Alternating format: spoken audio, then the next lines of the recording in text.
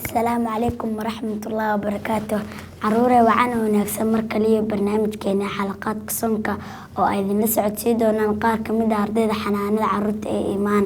Xalqada saddexaad waxaa idin la socodsiin doonaa anigoo ah Maryam Cumar Ismaaciil. Xalqadan waxaa ku soo qaadan doonaa xukunka soonka iyo shuruudaha soonka uu ku waajibiyo. Caruuray asal ahaan xukunkiisu ma sunnah mise waa waajib?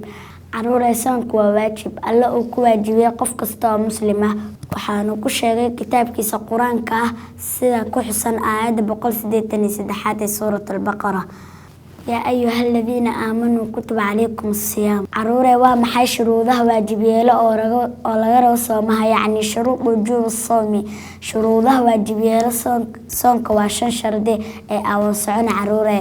Lambar 1 الإسلام قفك السومي وإنه يهي مسلم. لمبر لبو إنه عاقل يهي وصن أهين قف والن. لمبر سدح إنه قنقار يهي وصن أهين عرور محايلة عرور تواجبكم أهين صنكا. لمبر أفر إنه وصنكا يعني وصن أهين روحا وصن وصرير سارا أنتور وقصوا ملهين. لمبر شن وعدم المانع يعني إن وسنجرين وحكريبي صنكا sida dumarka xilliyada ay fasax yihiin oo kale. Caruuray waad ku mahadsantihiin dhageysigiina. Waxaan halkaas inooga eg xalqadeennii saddexaad. waa anigoo ah Maryam Cumar Ismaaciil kana tirsan ardayda xanaanada carruurta ee Iimaan.